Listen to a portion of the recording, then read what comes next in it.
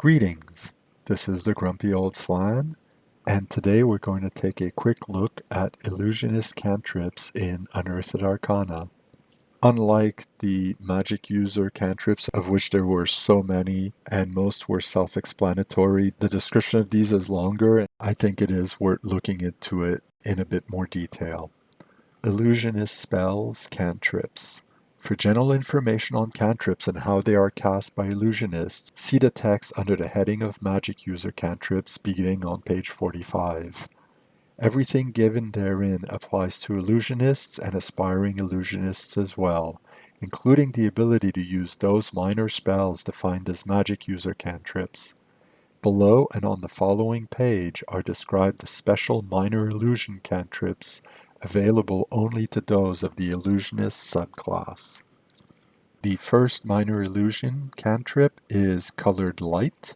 When this cantrip is used, the caster creates one or more globes of pastel light, CF Magic User's Blue Light cantrip. A single globe of illumination 1 foot in diameter can be brought forth, or a pair of 6-inch diameter globes, 3 4-inch globes, or 4 3-inch globes. The caster can cause these globes of light to be of any pastel color. Each will illuminate a radius around it equal to 5 diameters, i.e. a 1-foot globe sheds a 5-foot radius of brilliance, while the 3-inch sphere of light illuminates only a radius of 15 inches. As long as the caster concentrates on the colored lights, the cantrip will remain active, and the globe or globes will float near or rest upon the caster as he or she desires within the 1-inch range. Globes can be moved back and forth, up and down, to and fro as desired. The illumination from any one of them will not cast reflections beyond 1 inch, and the light shed cannot be detected beyond 3 inches. Infravision and ultravision are not affected if light is colored pale blue or pink, but other hues will disturb these visual capabilities. Verbal and somatic components are these. The caster must speak the color and number of globes desired, then speak a magic word, Noma, Mazda, etc., while directing the globes with one or more fingers. Fairly weak spell, though it could be used perhaps in a party where a few people have infravision and don't want to attract too much attention.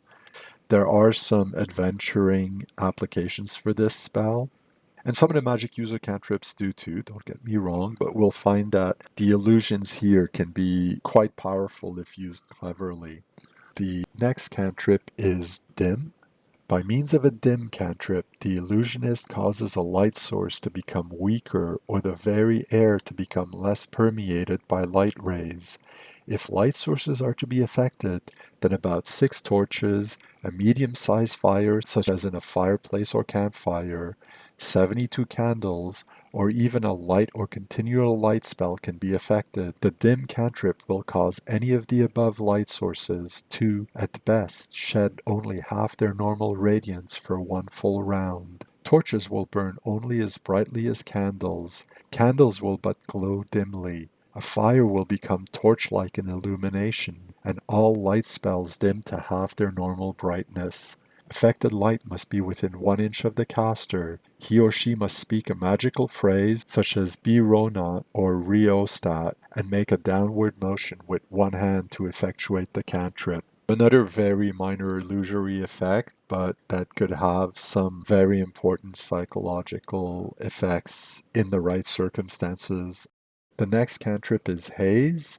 The area of effect is a 1-inch cube. When a haze cantrip is cast, the atmosphere in the desired area of effect becomes cloudy, as if layered by smoke or filled with floating dust. Any creature attempting to discharge missile or cast spells at a target screened by such a haze will be affected. The target is 5% harder to hit, so missile discharge is at -1 to hit, and saving throws are at +1. Or 1 is given when otherwise none is allowed, although it is only a 5% chance to save in the latter case. Hiding in shadows is 5% more effective when screened by a haze cantrip. The hazy effect lasts but a single round. It must be cast over an area within 1 inch of the caster. Atmospheric conditions will destroy the haze if applicable, a good breeze, rain, etc. A gust of wind spell will immediately disperse the haze. The caster hums a melody while the hand makes passes before the body to effectuate this cantrip. These cantrips are quite powerful. Yes, it is for only a single round. It will affect saving throws and to hit rolls. None of the magic user cantrips really have such an effect on regular spells. Same could be said for the dim spell mentioned previously, which could affect light and continual light. And the DM should decide if creatures on the other side of a haze spell also get the benefits of being less visible. The next cantrip is Mask, and it will affect one person. A mask cantrip enables the caster to alter his or her visage or the visage of whatever subject individual, human, demi-human, or humanoid, he or she chooses by means of an illusion. Ears, hair, head shape, facial features, and all such aspects of appearance are affected. The mask will only be detectable if a viewer peers closely or can detect illusion and does so. The effect lasts for 3 to 6 rounds. The caster touches his or her face, thinks of the desired features, and then speaks a word descriptive of the visage desired. Another potentially powerful illusion in the right circumstances. There's a lot clever players can do here. And the next cantrip is Mirage. The area of effect is 2 square inches. This cantrip lets the caster cause an area to appear to be something other than it is. The Mirage cantrip brings an illusionary scene to cover the area. The area must be relatively flat and featureless, and the mirage must be an actual place, in existence at the time, which the caster has actually beheld. A saving throw versus spell is applicable. The cantrip lasts for as long as the caster concentrates, although each round there is a 5% cumulative chance that it will waver and reveal its true nature. Touching a mirage will instantly dispel the cantrip, as will dispel illusion or dispel magic. The caster must speak a word or two descriptive of the mirage, and then make a single pass to cause the magic to begin. It is maintained by concentration alone thereafter. Again, a fun little cantrip here. One thing that's missing in this description, however, is the range at which the illusionist can hold the mirage. All the other cantrips seem to have a 1-inch range, so this might be the same. It could be a way to confuse somebody in a dungeon, where even somebody familiar with it might just pause long enough to allow the party to surprise them. Something clever players could use, even though it is very limited in its own ways. The next cantrip is Noise. The area of effect is a 1-inch radius. The caster of a noise cantrip causes illusory sound of whatever nature he or she desires, although it is indistinct and confusing.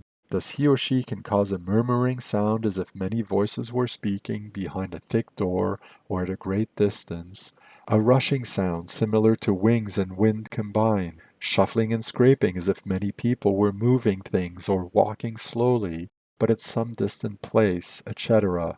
All creatures within the area of effect will be subject to the cantrip, but each gets a saving throw. Success negates the noise with respect to the individual. Range is 1 inch for the cantrip's radius of sound. The caster points a digit at the desired area and then softly makes sounds imitative of the noises desired. Something that can be used as a distraction. I find that sentence about the range to be a little bit confusing. We know the area of effect is a 1-inch radius. Saying that range is 1 inch for the cantrip's radius of sound, I believe means that the illusionist can be at the edge of where the sound will be heard. Some people might interpret this as the edge of the radius be 1 inch away, so that the center of the spell be 2 inches away. This will be something for the DM to decide ahead of time and make clear with the player so that there's no confusion should that cantrip be cast. The next cantrip is Rainbow. By means of this cantrip, the caster brings into being a plane of pastel colors which exactly duplicates a rainbow. He or she can cause this 30-foot long, 1-foot wide band of color to arch into a bowed shape, remain a ribbon, twist and turn, etc. In any event, one end of the rainbow must be within 1 inch of the caster when the cantrip is cast. The colors will glow softly and be visible even in total, normal darkness. If no motion is desired, the caster may leave the vicinity of the rainbow. If motion is desired, the caster must control it by hand gestures and remain within 1 inch of it. The rainbow will last for 1 round and then fade away. All creatures failing to save versus spell will gaze at the rainbow for 1 to 4 segments, 2 to 5 if the caster keeps it in motion. Verbal component is a name of power, garland, Peggy Lee, etc., which is spoken while the fingers of both hands form a pyramid. An interesting one could certainly cause people to lose the initiative if combat is imminent, or perhaps allow for surprise depending on what the DM feels is appropriate. It seems to be that this doesn't actually emit light even though it is visible. So I think most people would rule that it cannot be used to illuminate part of a hallway that's in complete darkness. And the last cantrip is To Delusion. The area of effect is 4 square inches. This cantrip is virtually the same as a phantasmal force spell in most respects. The caster creates a 2-dimensional illusion of whatever he or she desires. If any viewer sees it from an angle of more than 45 degrees from his horizontal or vertical viewing axis, the nature of the illusion will be immediately apparent. It is dispelled by touch or magic, dispel illusion or dispel magic. It is invisible from the side or the rear and lasts as long as the caster concentrates upon it. To effectuate the cantrip, the caster must speak a phrase descriptive of the illusion while making a circular motion with his closed hand. So this might be the most powerful cantrip, bar none. It's essentially a phantasmal force with quite a few limitations. One big difference is that it is dispelled by touching. So unlike a phantasmal force where if the illusionist can have the illusion react to whatever contact a person or creature has with the illusion, then the illusion is maintained, but here it will not be. In the right circumstances, this could be very powerful and could be one way to avoid using a first or second or third level spell in order to distract or mislead people in a given environment. So a quick recap. I quite like most of these. Most of them aren't all that useful, but several could be used in an adventuring setting or in social situations in order to change the reaction of someone who's not aware that the illusionist is affecting what's around them. Certainly, if you want to make people nervous, causing the light to dim or noises to be heard could be one way to do it without using more powerful spells.